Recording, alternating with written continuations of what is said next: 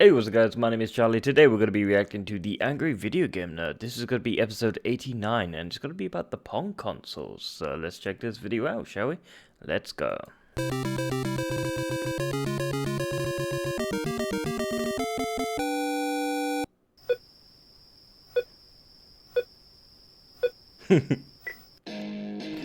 Wow, great stuff. He's gonna take you back to the past to play the shitty games that suck ass. He'd rather have a buffalo take a diarrhea dump in his ear. He'd rather eat the rotten asshole of a roadkill skunk and down it with beer. He's the angriest gamer you've ever heard. He's the angry Nintendo nerd.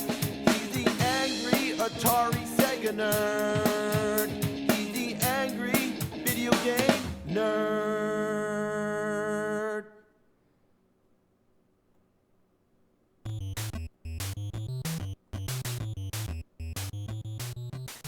Pong. A simple word, a simple idea. It's just Pong. It was one of the first video arcades from 1972. A simple screen mounted inside what looked like a carved tree stump. You could call this the wooden age of video games, when everything was made of wood and two people playing tennis looked like two glow sticks batting a square ball back and forth. Yeah, this was before circles were invented. In spite of its simplicity, it's a fun and addicting game, even to this day. I thought it was fun. Apparently people thought so too back then. That's why they made a home Pong console, so you can play it at home. And then there was another one, and another one, and another one, Wow. and another one, and another one, and another one. Oh my There was god. like 9 million fucking Pong consoles. Wow. Pong console can refer to any game system made in the 70s that didn't utilize cartridges. Instead, they had one built-in game, which was Pong. Sometimes they included different variations, certain kind of updates, but it's mind-blowing to think that such a simple game could have inspired so many pieces of hardware to play it. So, just for shits and giggles, we're going to take a look at all the Pong consoles, which I happen to own. Nice. This right here is the Tournament 1000 by Unisonic. Unfortunately, this one doesn't work, but with game consoles this old, that's something you have to expect. From what we can assume, you can select between 4 different kinds of Pong, and over here, it looks like the game didn't even have the technology of keeping score, so you have to do it manually, which is pretty shitty. Even the most basic Pong games kept score. The controllers slide out right here. Now that's what you call a basic controller. Next, the APF TV Fun. That's a great name, isn't it? The console's got that wooden paneling and it's shaped like some kind of spaceship. The controllers are like cylinders. You move the paddle by turning this thing right here. This game is your basic Pong. This little switch here changes the type of Pong. One thing that's typical about Pong consoles is that the sound effects never come through the TV. They come from a built-in speaker on the console itself. I guess you can say it's similar to the Wiimote, how certain sound effects come out of it. Yeah. Next, the Wonder Wizard. Looks like a slab of wood with game dials thrown on it. It was literally built from a Magnavox Odyssey using the same circuit board and part of the plastic casing. Also, it uses the same video connector. It's the most bizarre thing I've ever seen, and as far to my knowledge, it only exists on the Odyssey and the Wonder Wizard. This might be a good time to bring up that most of these old consoles have a connector that looks like this. You have to plug them into a box and then screw the box into your TV. I remember that. But I say, get yourself one of these, plug it into the coaxial input on your TV, plug the game in, and tell that box to go fuck itself. However, the Odyssey and Wonder Wizard, with this fucking weird shit, you have no choice but to use a box. And even worse, it has to be a special box that takes this crap. Wow. And after all that, you're lucky if the picture comes in clear. Channel 3, Channel 4, what the fuck? The left paddle won't stop flickering, and the right paddle doesn't even exist. Where is it? Where is it? And speaking of weird hookups, the worst of all is the RCA Studio 2. Technically, it's not a Pong console because it uses cartridges, but when the hell am I ever going to talk about this thing? Typically, any game system will use two wires, one for the AC adapter and one to plug into the TV. But then there's shitty consoles like this that think they're being cutting edge by combining both the wires into one. In other words, both the video connector and AC adapter plug into the same box, which then plugs into the TV. Wow. Again, forcing you to use a box and to unscrew it every time you want to play a different game system. Damn. So, technically speaking, the video signal is traveling up this wire, and then the electricity coming from the wall socket is coming back through the same wire. I don't even understand how that works. Yeah, that's weird. The only other system I know that does that is the Atari 5200. We all know how much ass that thing sucks. One last thing to say about the RCA Studio 2, it doesn't even have any external controllers. 2 players would have to huddle around and use the keypads. Man, if there was an RCA Studio 1, I'd hate to see it. Next, the Radio Shack TV scoreboard. Looks like a remote for a TV with a Siamese twin. Yeah, Pull this weird. off, you give it to your friend, say, fuck you, this is all you get. Look at me, I got all this shit. I'm in control, motherfucker. Ugh, why does the ball keep going through the paddle? Serve, reset, reset, serve. I'm playing Ghost Pong. Oh, there's color? All of a sudden the color comes on? The Sears Super Pong Telegame. Simple enough. 2 little knobs for controllers. Works alright. Basic Pong. You got 4 different kinds of Pong. Like, what the hell is this? Reverse Pong? Okay, now what's this? Asshole Pong? That's not fair. Color Sport 8. Now this is badass looking. The controllers pop out the sides like that. 2 more controllers plug in, so I guess you could have 4 players. Got all these switches here, 4 different games, handball, hockey, tennis, skeet. Okay, what's going on? All they do is change color? Yeah. Hockey's red, tennis is blue. Is that it? I don't even know if this thing's working right. Ricochet.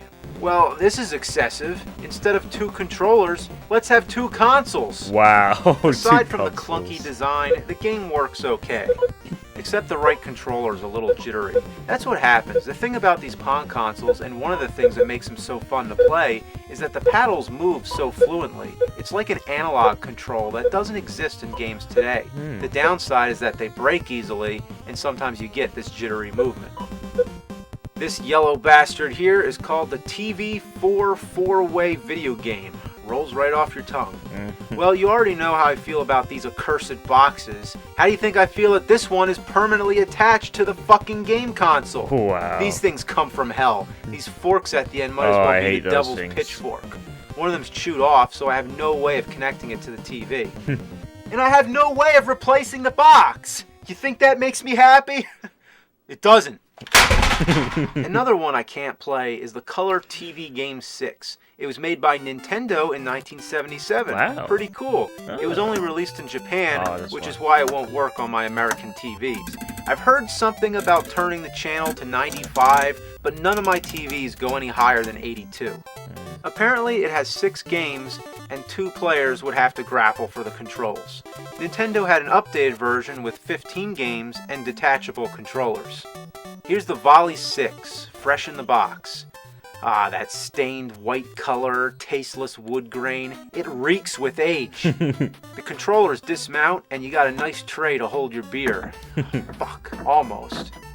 The games are pretty typical. It's your average Pong, with one exception. It's got some gun games. I don't have the gun that goes with it, but as you can see on the box, it was some serious shit.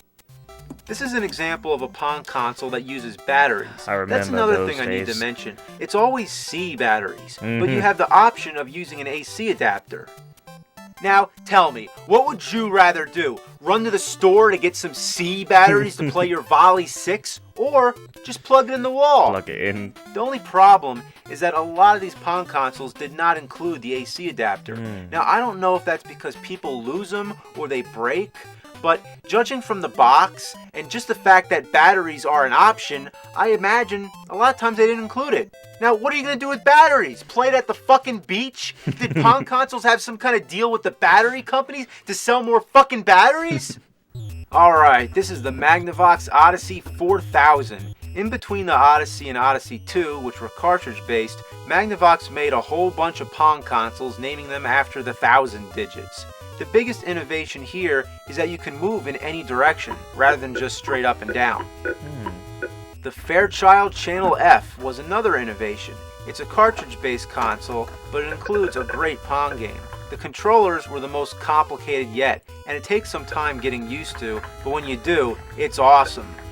Rocking the stick moves the paddle in any 4 directions. Twisting and turning changes the angle the paddle's facing. Pushing and pulling moves the goalie up and down. If you play with a friend, it makes for a busy and intense game of Pong. This is the Coleco Telstar. Once again, the controllers are built on the console. There's 3 settings: tennis, hockey, and handball. It's another basic Pong console. At last, we have the Coleco Telstar Arcade. Damn. Look at this mess. A steering wheel? A gun? What madman came up with this? Believe it or not, it actually uses cartridges. Have you ever seen a cartridge like this? A silver triangle that snaps onto the top of the console? Wow. On one side, you have a regular Pong game. On the other, you have a racing game. The lever controls your speed, and the wheel steers your car vertically on the screen. It's kind of cool. Yeah, it's pretty cool. Yes. The gun game is like trying to shoot falling stars. It's impossible, but the gun's probably broken, so who knows. Well, that's Pong for you. All these different consoles goes to show how such a simple game could become such a hot-selling franchise. I could see people thinking 30 years ago, wow, Pong, this is where it's at. It ain't gonna get any better than this. Now, what's this here? This Xbox 360? Some modern game system? I don't know. Maybe it has advanced graphics. Might even be in color. Let's check it out.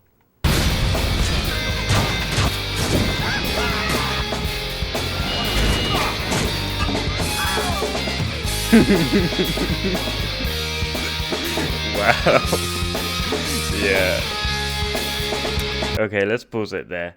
That was great. I love that episode so much. I didn't know there were so many Pong consoles. That is insane.